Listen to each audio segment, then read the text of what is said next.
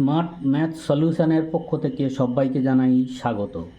আজ নবম শ্রেণীর গণিত নিয়ে আলোচনা করছি, ভিডিওটি দেখতে থাকো। 20⁻x = 1/7 হলে 20⁻2x এর মান কত? প্রথমে উত্তরটা তোমরা কিভাবে সলভ করবে দেখে নাও।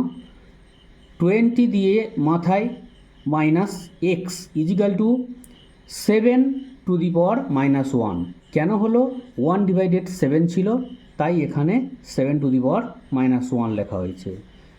বা 20⁻x তার মাথায় দাও -2 = এখানেও -2 করা হয়েছে পাওয়ারটা। এরপরে যে 7টি ছিল, 7-এর মাথায় -2 পাওয়ারটা বসিয়ে দাও।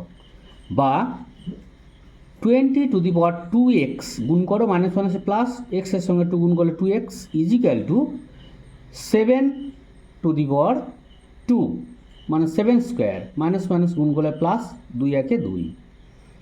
বা 20⁻2x = 7×7 = 49। অতএব নির্ণেয় মান 49।